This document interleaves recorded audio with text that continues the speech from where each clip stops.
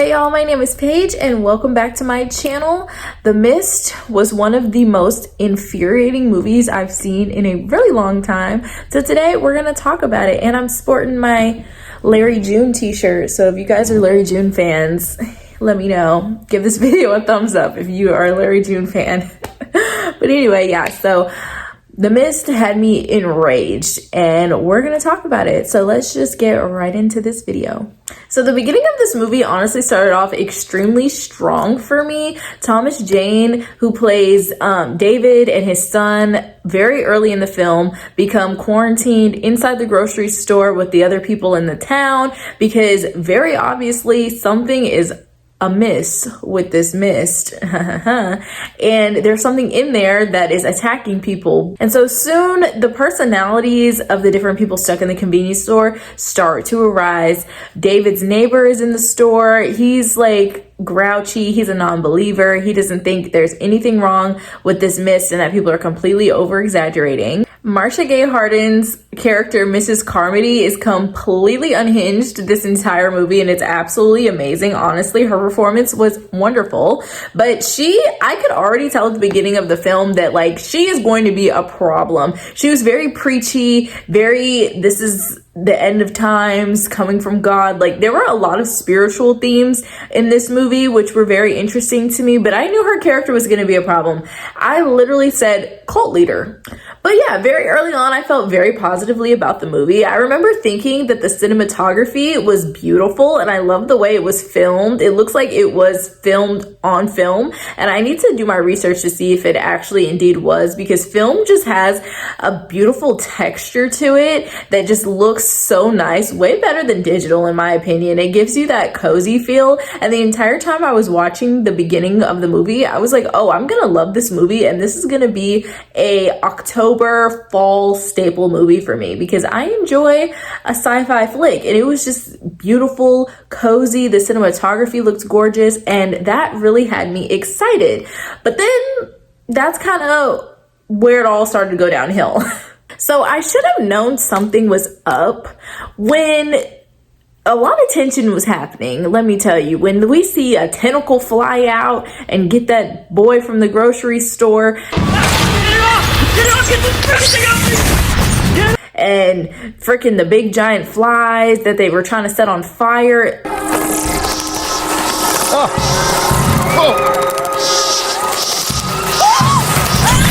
All of that was amazing, honestly. It was great. Wonderful tension was building, and I was so into it.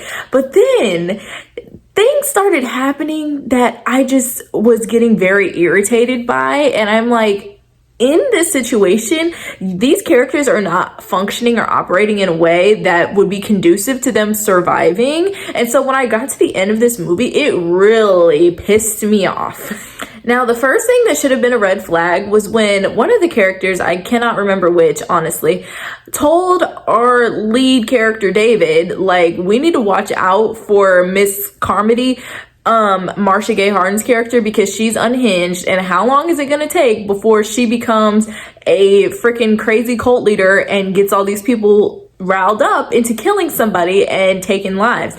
Everybody should have taken heed to that warning and started plotting that day on when to get out of there. I feel like we need to leave. They waited way too long before they decided, hey, let's venture out and get out of this store, because honestly, if they would have been able to hunker down and just quarantine, they would have made it out. Spoiler alert. But with how crazy and unhinged Miss Carmody was acting, they might have been taken out before rescue came anyway. So it was smart to try to get out of there. However, in the scene where they go next door to the pharmacy to get medicine for one of the soldiers' burns, there was a problem there because I just felt like they were being so loud when they went out into the pharmacy. They're just talking so loud. We don't know what's in here. Noise attracts animals and creatures 9 times out of 10. So like, let's try to be quiet. Let's try to tiptoe. But they're just like, hey, is this the pills you need? Pain meds, Vicodin or OxyContin.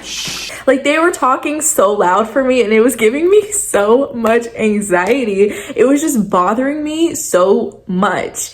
And also, Andre Braugher, I can never pronounce anybody's names. I'm so sorry, sir. But he plays the next door neighbor, Brent, who is just rude, annoying. He doesn't want to listen to anybody or take anybody's advice. And he goes out on his own and we just never see him again. So I guess maybe he died. I don't know. We don't know. The audience will never find out. That's just up to interpretation. But I am going to assume that he bit it. Finally, the main crew decides that they're gonna go it alone and they're gonna leave because Miss Crazy Lady is doing too much. She's rallying people and getting more people on her religious cult end of times jargon. What do you call that? Her end of times manifesto. I don't know, but she's gaining numbers and she's gaining traction. So when they try to leave, she's trying to stop them by any means necessary and wants to murder them. And mind you, the crew had already murdered someone previous to this.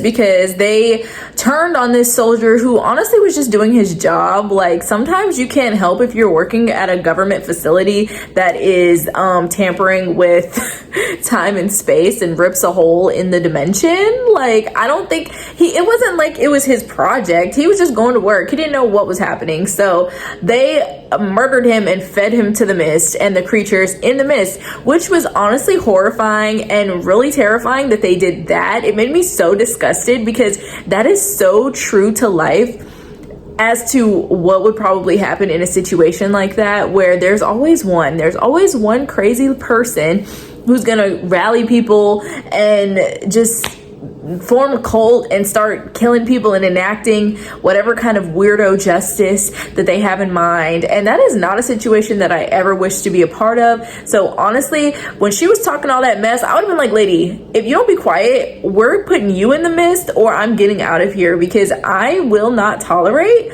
this weirdo cult stuff. It made me so uncomfortable. And then for her to have the nerve to talk about kill the boy, get the boy. We want the boy. We want the boy. No, you give us your. You get back. The boy. Get out. Grab that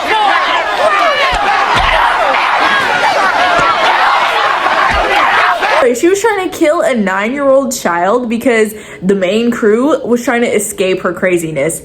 Oh my gosh. Absolutely terrifying. That was a very compelling part of the movie. I won't even lie. It was wonderful. They did a great job with that tension, because to imagine actually being in that situation, horrifying.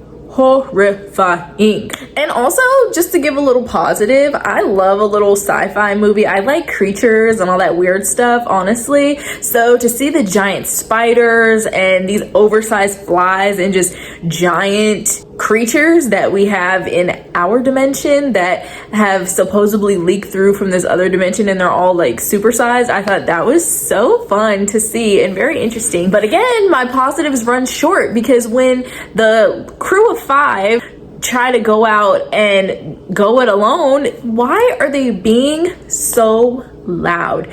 All they had to do was make it to the truck, make it to their cars, and keep it pushing. And number one, when they made it out and shot that lady, I don't understand why they didn't grab food and gasoline. I know they had food planted and food was a part of their rations that they wanted to take, and they couldn't take that because of the chaos. But I'm definitely grabbing a gas can. I don't care what you people say. We just shot this crazy lady, so give me some gas and I'm getting out of here. I would not be having it. Give me some gas, because how are we going to make it at least past state lines without a gas can? And I know they had gas there because they were setting stuff on fire.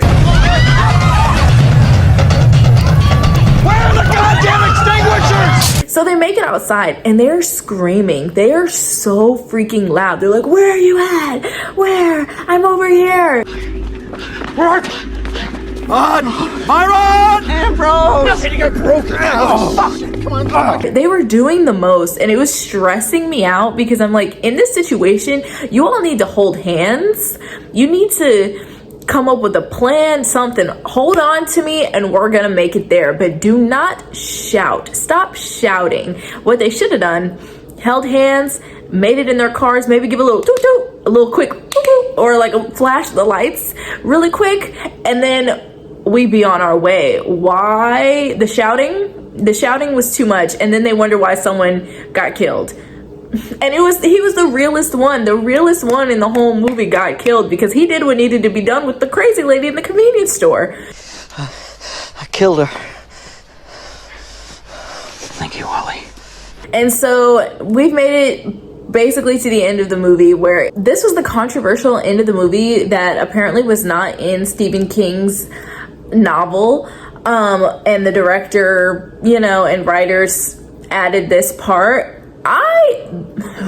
If I could have recorded myself when this scene came up, I said no. I knew it. As soon as they said there's only 4 bullets in the gun or whatever, however many bullets it was, I knew. Can I say gun on YouTube? I don't know. We'll see. There was only 4 in the pew pew. I knew that somebody was gonna survive and somebody wasn't gonna off themselves, and I knew it was gonna be David. Because you know what?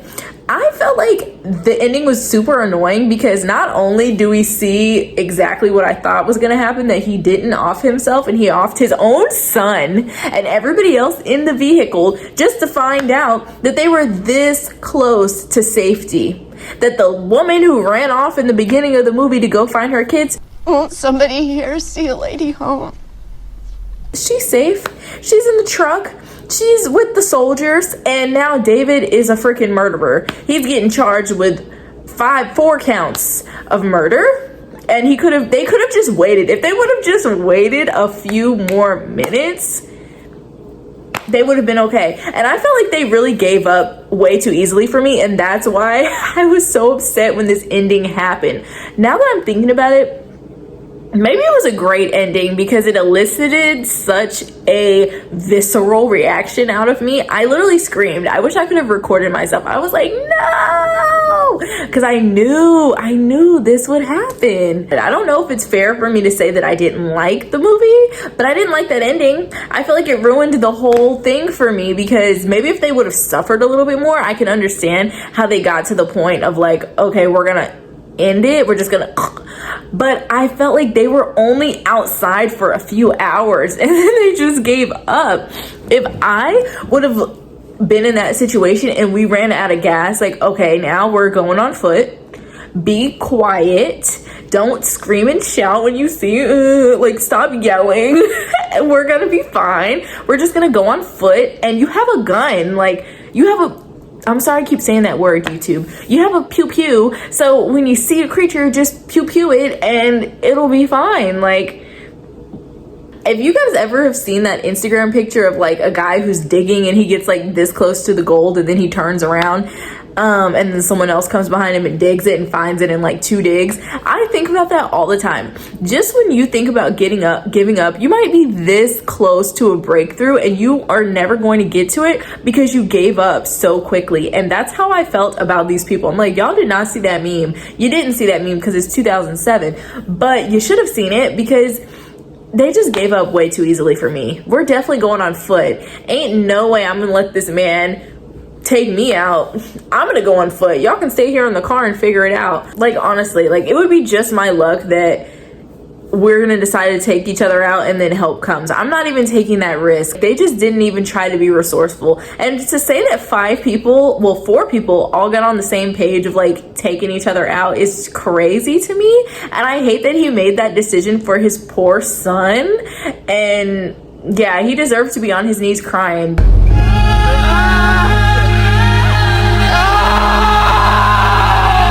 Because that was absolutely ridiculous. But anyway, I'm just gonna end this video here because I can just keep ranting over and over about the ending of this movie. So maybe it was a great movie because it made me so upset, or maybe it absolutely freaking sucked at the end. But honestly, I will probably watch it again come Halloween time. But now I'm just prepared and I know I know what I'm going into. So yeah, thank you guys so much for watching this video.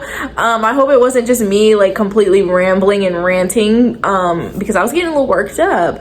I hope you guys enjoyed it, and if you like this video, please give it a like, comment, subscribe. Let me know how you feel about The Mist. How did you feel about the ending? Do you like this movie? Is it a spooky movie that you want to see in October and in the fall time? And yeah, let me know what you think.